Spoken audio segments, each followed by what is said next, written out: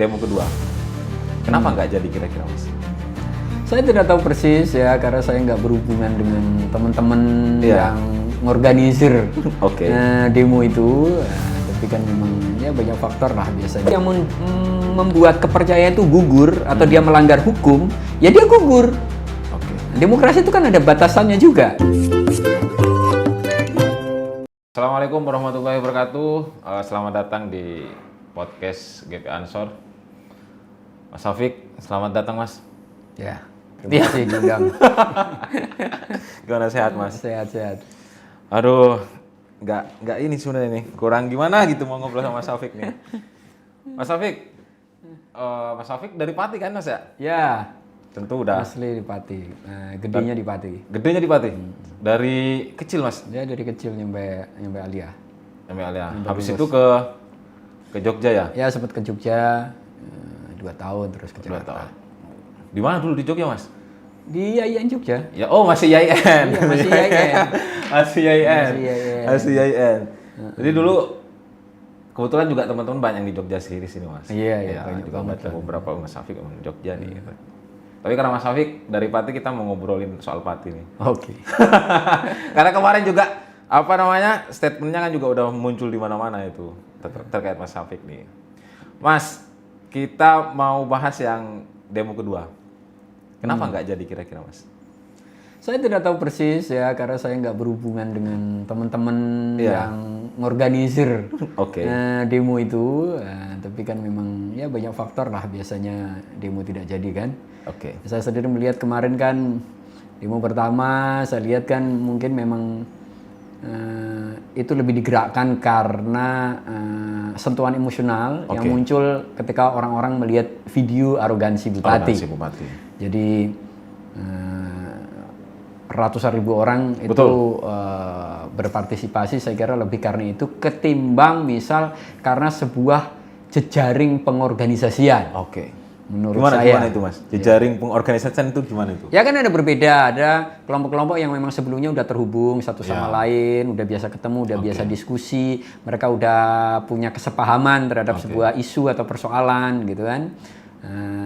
Menurut saya demo kemarin ya lebih digerakkan oleh ya kejengkelan orang atas arogansi Bupati, ketimbang oleh sebuah langkah pengorganisasian yang sangat well organized gitu ya. Saya melihat. Menurut Mas Taufik berarti bukan karena kenaikan PBB itu?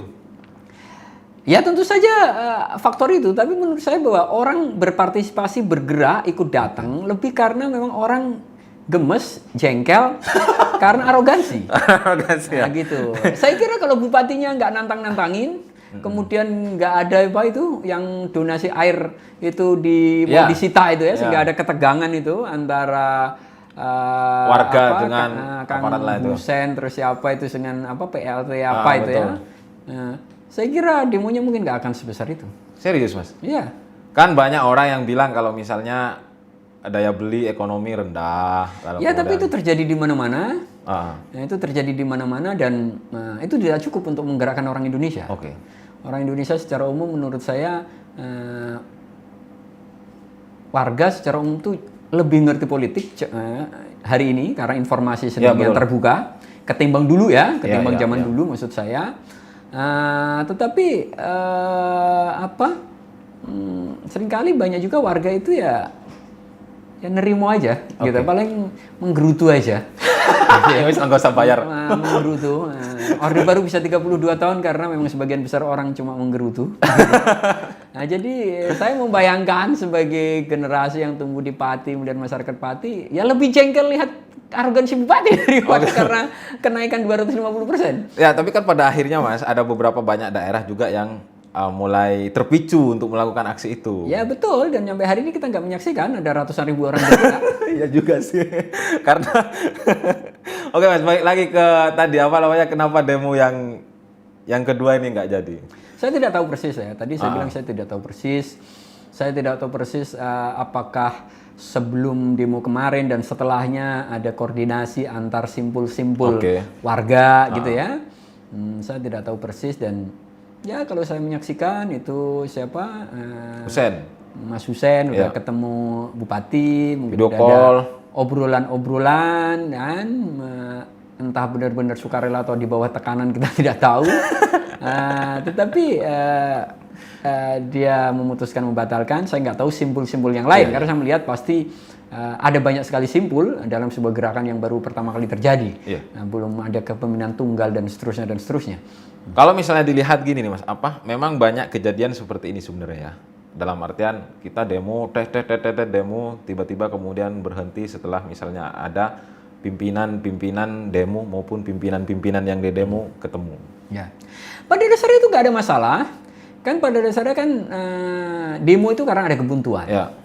Kalau nggak ada kebuntuan kan demo juga nggak begitu dibutuhkan. Jadi kalau elit-elit yang mengambil kebijakan itu bisa diajak rembukan, diskusi, mendengar aspirasi, kita kan memang nggak perlu demo sebagai warga. Iya, iya. Nah, tetapi kalau mereka itu nggak mau mendengar, mengabaikan aspirasi warga, baru dia layak di demo. Nah, ketika setelah di demo kok mereka bisa diajak rembukan, ya nggak ada masalah. Aspirasinya dipenuhi atau tidak. Iya. Kan seperti itu. Nah, artinya kan ada tukar kepentingan di situ pastinya, Mas. Loh ya, kan masyarakat punya kepentingan agar PBB tidak naik dan bupati kepentingan untuk dia tetap menjabat. Nah, dan memang bupati udah sebelum di demo pun pada dasarnya udah menyatakan membatalkan gitu kan. Sebelum di demo kan masih dengan arogan nantangin bahwa saya tidak akan membatalkan atau apa gitu. Tapi setelah di demo ratusan ribu orang berubah. Tapi di demo pertama itu kan mungkin memang menurunkan PBB atau kemudian membatalkan kebijakan PBB. Tapi juga ada ada aspirasi yang di dalamnya itu juga bupati harus mundur. Ya, makanya saya tidak tahu persis seberapa besar. Gitu ya. Ya mungkin kan sampean orang Pati nih, tahu nih infonya. Iya, saya tahu tapi saya tidak tahu persis. Saya bilang, gimana? Saya tidak tahu persis seberapa besar hasrat orang Pati, warga Pati untuk mengganti bupati. Nah, seberapa besar penolakan warga atas Bupati Sudewo? Saya tidak tahu persis di situ. Jadi ini kan harus diukur lagi. Nah, tapi kalau saya kan memang kekuasaan kalau sudah nggak legitimate di mata rakyatnya, dia sebenarnya kan udah nggak layak untuk meneruskan kepemimpinan. Itu pertama. Nah, tetapi kan apakah ekspresi kemarin itu mewakili benar-benar bahwa aspirasi warga Pati bahwa Sudewo nggak lagi legitimate untuk memimpin? Saya tidak tahu persis. Tetapi kalau kita jujur, kita lihat case-nya gitu, kan dia menaikkan PBB 250%. Terus kemudian membatalkan. Lalu ada dia sudah minta maaf atas arogansinya dan membatalkan keputusannya. Artinya kan tidak ada lagi kebijakan yang dianggap akan membebani warga. Nah, kalau dia case-nya, ya kesalahannya mungkin tidak dalam level yang dia layak dituntut mundur. Tapi DPR sempat bikin, DPRD maksudnya sempat bikin itu Mas, pansus. Nah iya, pansus kan itu kan menangkap aspirasi rakyat. Pansus apakah akhirnya memaksa mundur atau tidak kan kita tidak tahu. Iya juga sih. Nah itu tidak tahu. Itu tidak tahu. Saya termasuk bergembira bahwa warga Pati berani bangkit dan menyatakan tidak atas keputusan itu dan mengungkapkan kemarahannya atas arogansi bupati. Karena itu ya kita harus mengingatkan bahwa kedaulatan ada di tangan rakyat. Sampai nyebutnya pembangkangan sipil nggak sih? Iya, pembangkangan sipil kan pada dasarnya itu ketika rakyat menolak kebijakan yang dibuat oleh kekuasaan. Nah gitu. Dulu itu kan dikemukakan oleh Henry David Thoreau di Amerika, nyampe dia nggak mau bayar pajak juga karena dia protes atas perang Amerika Meksiko, atas beberapa kebijakan dilakukan oleh Gandhi. Tapi bentuknya kan pembangunan sipil itu kan sebuah protes damai untuk tidak menaati sebuah peraturan pada dasarnya.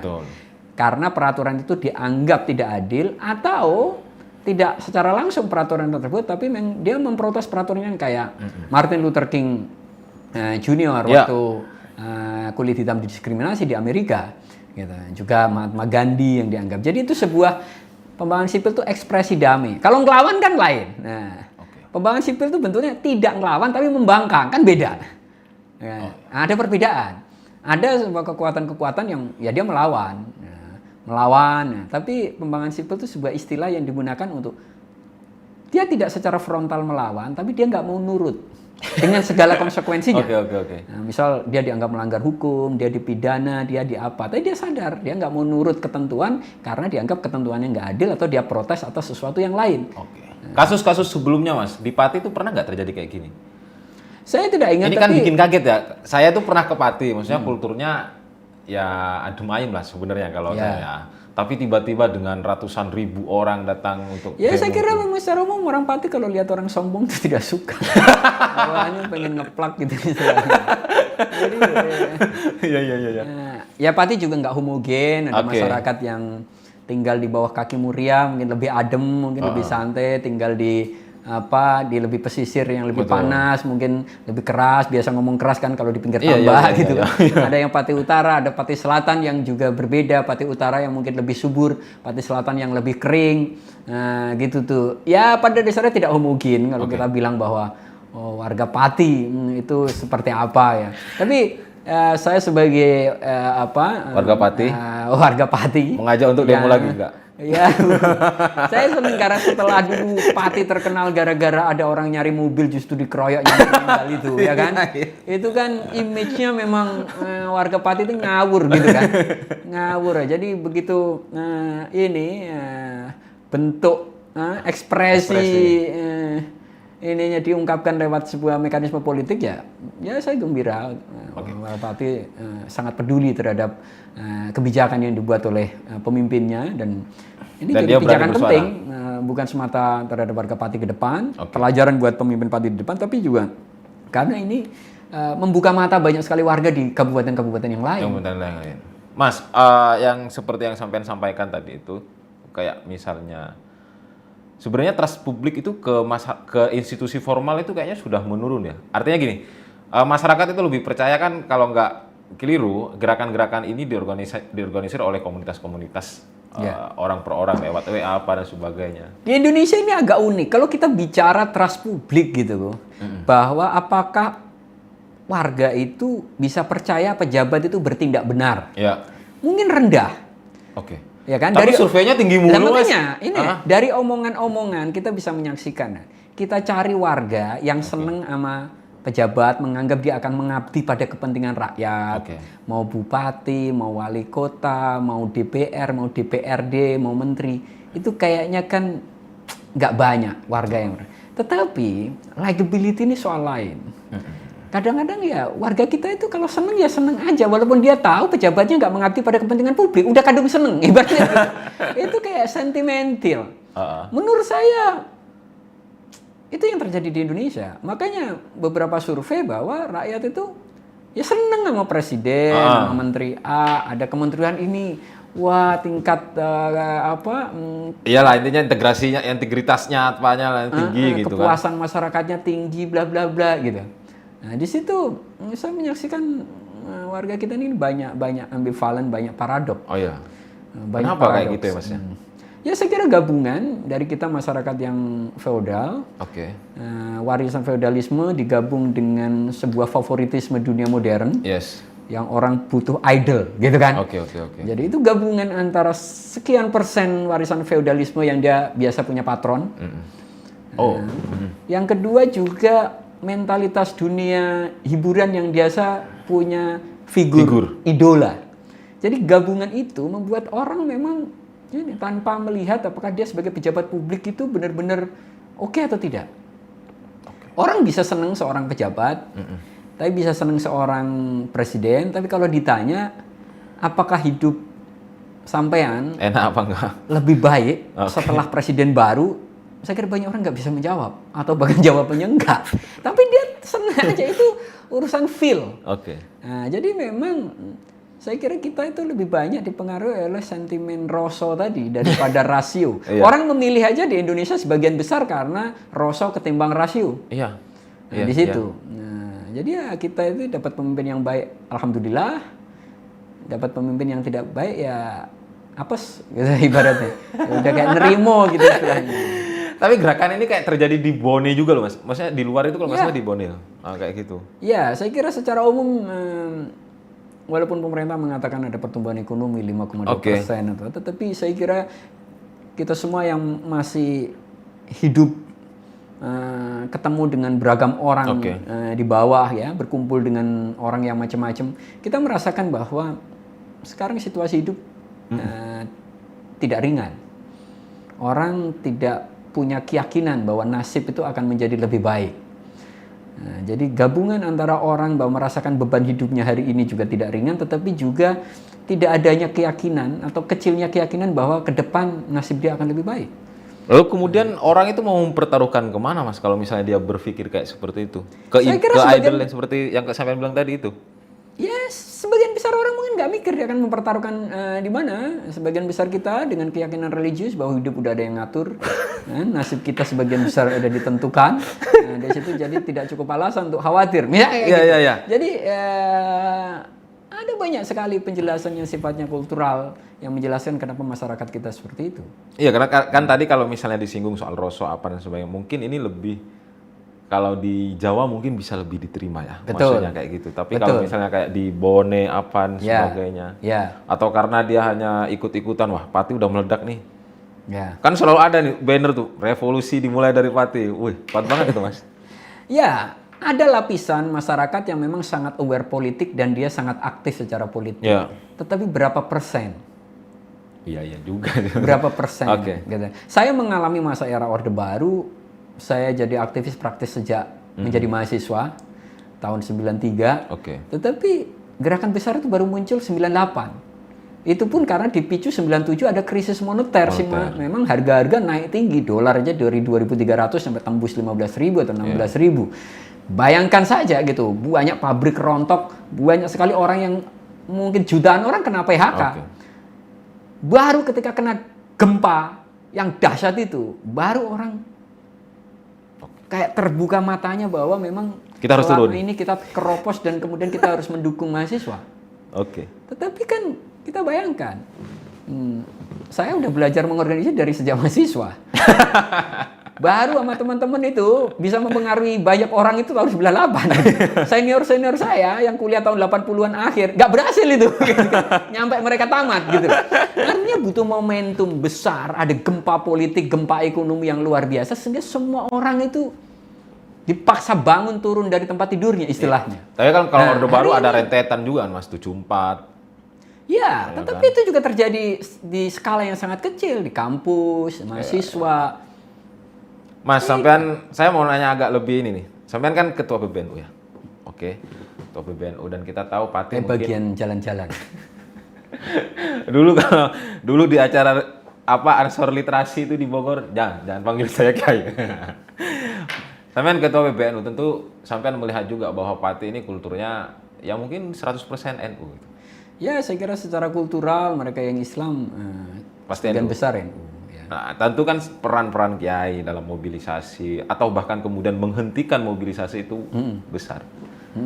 Dalam kasus demo Pati kemarin, sejauh mana sih Mas peran-peran kiai di sana? Saya melihat paling tidak dari informasi beberapa dari teman-teman Oke. teman-teman KK muda yang ada di Facebook, ya kelihatan mereka semua juga memang marah sama arogansi bupati dan Iya. juga kebijakannya. Iya, ada beberapa gitu. berita. Saya Ya. menyaksikan dan dari informasi beberapa teman ya memang saya kira elemen-elemen teman-teman NU di Pati ikut bergerak. Oke. Ikut bergerak yang saya kira yang membuat juga demo itu bisa Bisa menjadi, besar. besar seperti itu. Gitu. Terus saat mereka demonya berhenti, udah apakah karena wah ini udah selesai nih, udah dibatalin ini, udah minta Ya maaf? saya tidak tahu persis apakah selesai atau tidak ya gitu. Saya masih dapat info dari beberapa teman memang Ya. mereka akan bergerak lagi, bahwa beberapa teman juga akan membuat laporan ke KPK karena kasus korupsi atau pidana yang dilakukan oleh bupati. Artinya ini tidak berhenti. Oke. Ini akan bergulir terus, tapi apakah bergulirnya seperti demonstrasi kemarin saya tidak yakin. Saya tidak yakin. Saya sempat nulis di Facebook, begitu masa itu bubar, saya nggak yakin itu bisa kembali sebesar itu. Karena secara emosional udah turun, kemarahan udah dilampiaskan, Melempar. kemarahan atas kekuasaan yang sombong itu udah dilampiaskan. Namanya orang nggak marah lagi, kan nggak bisa dipaksa marah lagi. Oh iya. Nah ya kan? Iya, betul. Nah gitu. Nah, secara psikologis itu tensinya udah berbeda. Sehingga akan ada sekian persen orang yang terlibat kemarin mungkin tidak akan terlibat lagi. Oke. Sementara saya tidak melihat bahwa jejaring itu sudah terkonsolidasi dengan baik. Oke, Mas, ini dari segi ini ya, apa namanya? Ketika munculnya gerakan di Pati, saya melihat ada kerobohan juga dalam konteks otonomi daerah. Maksudnya gini, semakin daerah itu diberikan otonomi untuk mengeluarkan kebijakan ini apa dan sebagainya, tapi yang muncul adalah terkait dengan arogansi tadi yang sampean maksud. Fenomena ini akan seperti apa sebenarnya, Mas? Ya ini memang dilema ya. Kita tahu ya, 32 tahun Orde Baru, anggap aja ya mungkin 20-an tahun lah ya, karena beberapa masa awal Orde Baru juga konsolidasi kekuasaan. Tapi puluhan tahun masa Orde Baru kan Indonesia sangat sentralistik. Semua dikendalikan dari Jakarta. Bupati, gubernur ibaratnya ditunjuk dari Jakarta. Bisnis-bisnis di berbagai daerah itu semua Jakarta, duitnya lari ke Jakarta. Nah gitu. Akhirnya reformasi menentang sentralisasi itu, jadinya terjadi desentralisasi dengan undang-undangnya juga otonomi daerah. Kita sepakat. Nah gitu kan. Kita sepakat ada trauma. Kita memberi otonomi kepada daerah karena dulu seluruh kekuasaan, politik, resource ekonomi segala macam itu pokoknya Jakarta. Nah, kemudian otonomi. Tapi juga kita menyaksikan memang bahwa ketika otonomi daerah mungkin tidak semuanya berjalan sesuai yang diharapkan pada reformasi. Nah, gitu. Mungkin di beberapa tempat bahkan kayak keluar dari ekstrim terpusat, ekstrim yang lain yang menjadi dalam tanda kutip, misal bahasa teman-teman kan media raja-raja kecil. Nah, jadi keluar dari raja-raja mulut besar, singa besar, gitu kan, buaya besar, masuk ke buaya kecil, ibaratnya gitu. Nah, ini jadi pelajaran saya kira bahwa memang demokrasi kan tidak ada yang fix. Nah, demokrasi prinsipnya adalah kedaulatan rakyat. Yang penting bahwa yang jadi itu memang orang yang dipilih oleh rakyat. Dan kebijakan-kebijakan juga harus accountable ke rakyat. Nah, di situ. Dan itu kan yang jadi jawaban Bupati Pati, Mas. Ketika dia minta dilengserkan, diminta turun, dia jawabnya seperti itu. Saya ini dipilih oleh. Ya dipilih, tapi kalau dia dianggap melakukan sesuatu yang membuat kepercayaan itu gugur atau dia melanggar hukum, ya dia gugur. Nah, demokrasi itu kan ada batasannya juga. Bukan berarti ketika udah dipilih kemudian ini, nanti itu demokrasi mayoritas. Nah, demokrasi ada batasnya. Mau kamu dipilih oleh 100% orang, tapi kalau kamu membunuh satu orang aja dibuktikan, kamu dipenjara. Sorry Mas, saya agak mau berasumsi nih. Ada nggak kaitannya, misalnya gini, anggaplah kemudian sudah reformasi ini berjalan beberapa tahun. Kita menjalankan apa yang namanya otonomi daerah.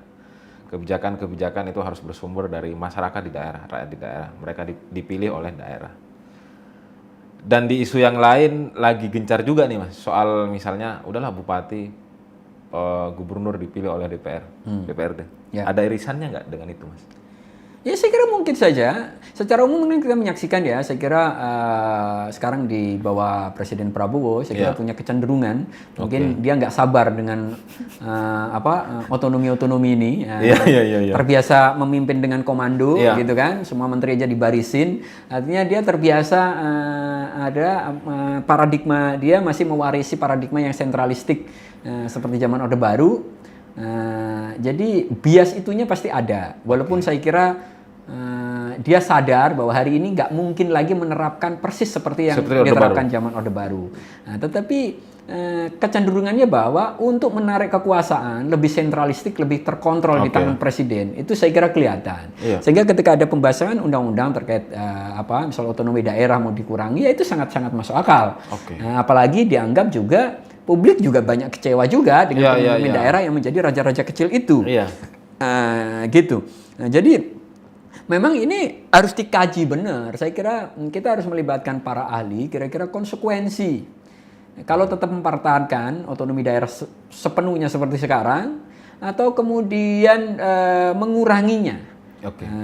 Gitu. Saya sendiri tidak bisa menjawab gitu ya. Baru aja aku mau nanya, gimana sikap Mas Syafiq? Tidak bisa menjawab bahwa apakah bupati yang dipilih langsung itu lebih buruk dari bupati yang dipilih oleh DPRD, atau dia akan lebih baik. Saya tidak bisa menjawab karena kita baru punya pengalaman 2 kali. Oke. Dulu bupati dipilih oleh Jakarta dan hasilnya seperti itu. Iya. Bahkan rakyat dia nggak merasa bertanggung jawab ke rakyat karena Oke. yang milih bukan rakyat langsung. Iya. Nah, kan gitu. Nah, semua diselesaikan bareng DPRD dan pemerintah pusat. Pemerintah pusat. Nah, di situ justru akuntabilitasnya terhadap rakyat hilang, mengurangi prinsip kedaulatan rakyat. Oke. Walaupun pada dasarnya ya representasi itu bagian dari demokrasi. Ya. Demokrasi tidak selalu demokrasi langsung kan gitu. Oke. Apalagi di negara yang jumlah penduduknya besar ya gitu kan.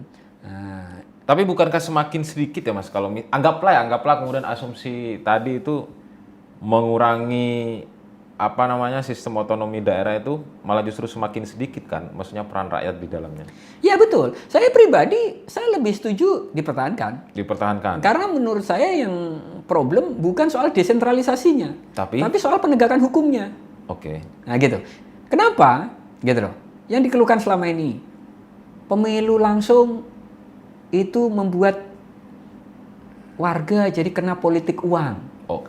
jual beli suara. Iya. Ya jual beli suara sekarang bukan hanya di DPRD, di bupati, di wali kota, di presiden aja udah kayak begitu iya. juga. Nah kan gitu. Oke. Lama-lama nanti ngomong, wah demokrasi isinya uang semua, Duit semua. dibatalkan aja demokrasinya kan gitu lama-lama. Saya Lah, iya. khawatir begitu. Iya. Artinya ini bukan kelemahan intrinsik yang ada dalam otonomi daerah, Iya. demokrasi langsung. Tetapi ya ini ya karena praktek korupsi kita itu udah sedemikian parah. Karena di tempat lain, di banyak negara lain, demokrasi langsung baik-baik saja. Demokrasi langsung baik-baik saja. Walaupun ada tempat lain mungkin yang nggak ada demokrasi kayak Cina sekarang. Cina nggak ada demokrasi, Ya, tapi satu gede. partai dianggap bagus gitu. Kita Oke. mau milih yang mana? Rakyat kita bukan rakyat Cina, Oke. gitu. Rakyat kita juga bukan rakyat Amerika. Kita punya kesejarahan sendiri, punya paradigma sendiri, dan kita punya pelajaran dari sejarah kita sendiri. Dari sejak pemilu 55 gitu kan, kemudian pemilu 71, 77 dan pemilu-pemilu Orde Baru. Iya. Nah, artinya kan kita harus merugikan. Saya pribadi, saya tetap tidak setuju kalau bupati itu dipilih oleh DPRD. Oke.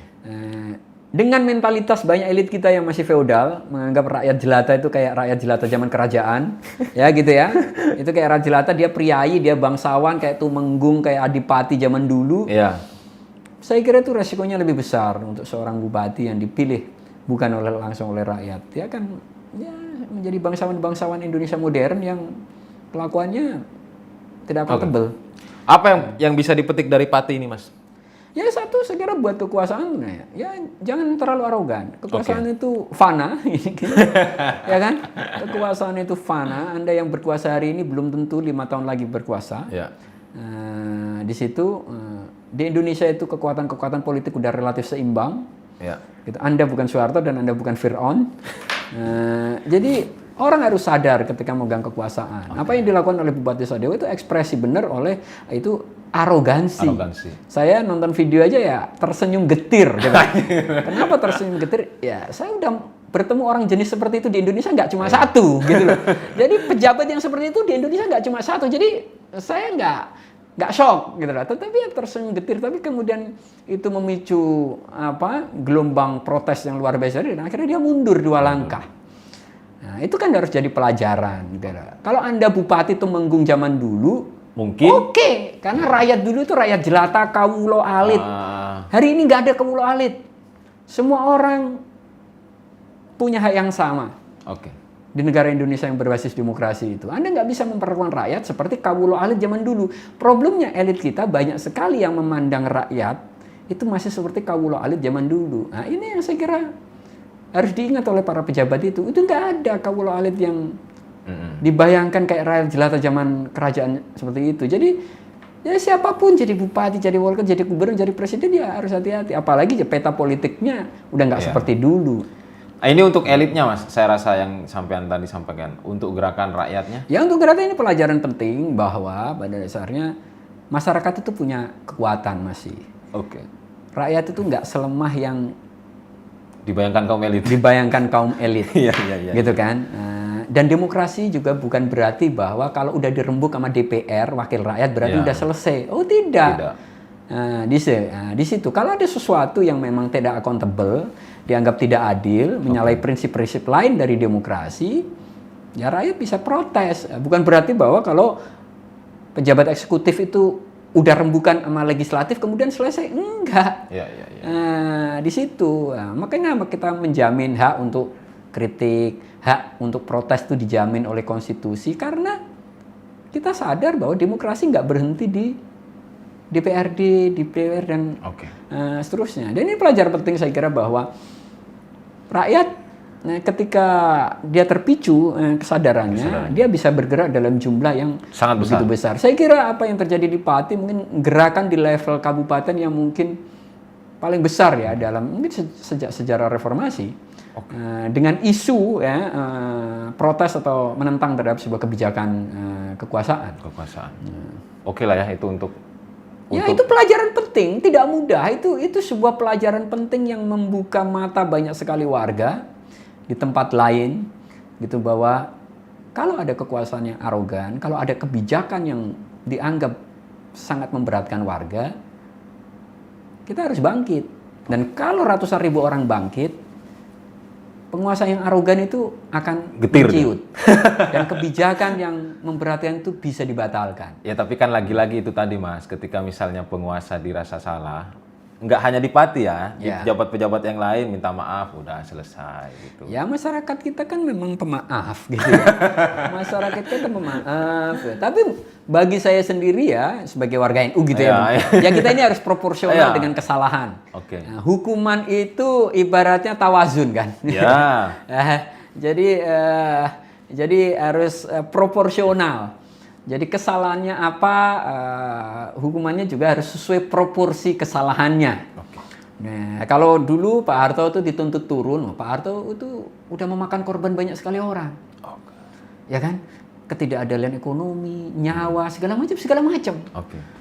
Gitu loh. Di Islam membunuh satu orang aja harusnya hukumannya sangat berat sekali gitu kan. Apalagi kalau bertanggung jawab atas kematian banyak orang.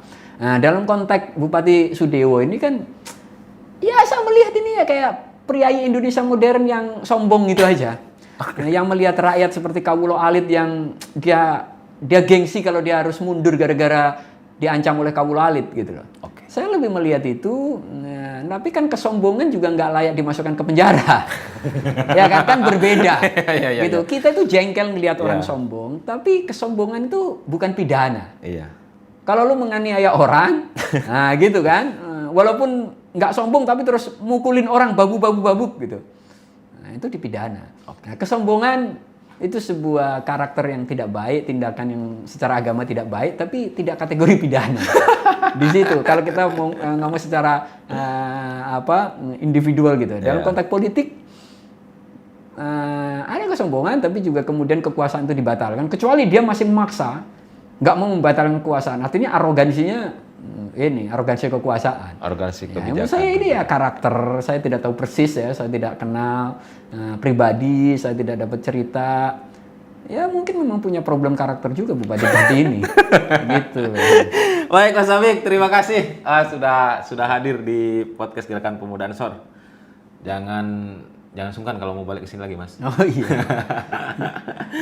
Ada besi di dalam bati, ada besi di dalam peti, revolusi dimulai dari Pati. Assalamualaikum warahmatullahi wabarakatuh. Waalaikumsalam.